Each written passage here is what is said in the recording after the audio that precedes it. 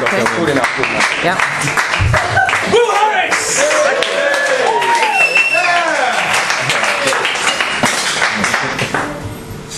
I had a horrible realisation the other day. I might be middle class.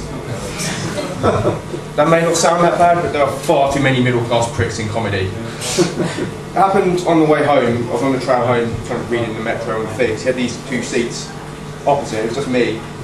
And then this woman came along with her two little kids. It's like this Eastern European, I think she was Polish or something. So immediately alarm bells started ringing because I read Daily Mail too much.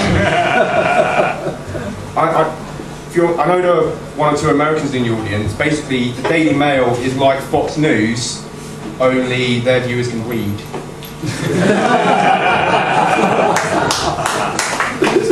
So anyway, she kind of sat down opposite me, two little kids next to her, and she pulled some McDonald's out of her bag. She had like 2 Happy Meals, and then she had this big sloppy burger thing, and they were munching away like nom nom nom nom nom nom. That was literally the sound they were making. And it's kind of going everywhere and dripping down, and it really wasn't very nice to look at. But that wasn't the worst part, because I was sitting in the kind of priority seats for the old people and pregnant people, so they had this little handlebar there to help them get up when they needed to get off. And basically she stuffed all the waste that was there back into the Happy Meal box, screwed it up, and jammed it between the handrail and the windowsill. And I was utterly appalled by this, because not only was she defacing and soiling public transport, but she was doing it in front of her young, impressionable young kid. She was basically saying this is okay to do. And literally, I could anger inside me, utter disgust I felt. I didn't say anything to her. I just gave her this kind of very judgmental look every time she peered over until she got off. And then the realisation hit me like, oh shit, I might be middle class. But then, there's kind of the antidote to that, because I'm quite a retro kind of guy. You can see kind of the Beatles Abbey Road t-shirt. Kind of, because 1969 is my favourite year ever, and not just because it's got 69 in it. But to me, 1969 is the summer of love. It's the year Abbey Road came out, The Italian Job. It's the year David Bowie hit the scene. Love David Bowie. And I feel I was born too late. I should have been born in 1947 to truly appreciate the 60s. I often, put this to my mother, go, Mother, because we do have really middle class arguments at times.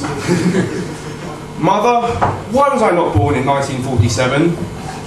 She's like, what? I should have been born in 1947. She's like, why?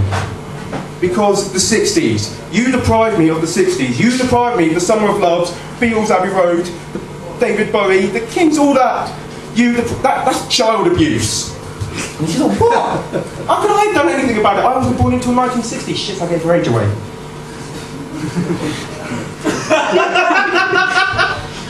And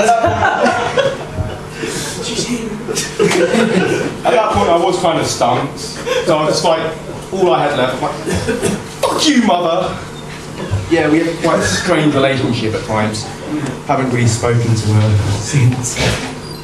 But yeah, so I do have like a really old, some might say outdated taste in music, but it does have its advantages. There's a club I go to a lot, a nightclub called Reflex. It's a really... Reflex! Really kind of retro thing, mainly 80s kind of stuff, but you get a lot of 70s and you get a odd bit of 60s in there, so it's awesome. Yeah. I nearly got a threesome in there on Sunday. Basically, it was me and my mate, we went for the karaoke night. Like, karaoke night, there. And he started speaking to this really hot girl. Unfortunately, she was there with her boyfriend and it was his birthday. So I put the proposition to him. We were both quite drunk at the time. Like, if I give you a special birthday blowjob, can I have a threesome with you and your girlfriend? And he said yes. Straight away, not a thought, he was totally up for it. It took a little more persuasion to talk her around, but I think I got there in the end.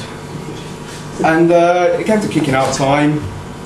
We weren't really ready, so we went to another club. No one had any money at that point, but we just kept on clubbing until about 3:30 in the morning. Then we decided to go home. They lived in the opposite direction to me and my mate. He had work in the morning, so he didn't want to go with them. Although they did invite us back to their place. But then it would have just been me, and then suddenly the thought hit me that they might be axe murderers.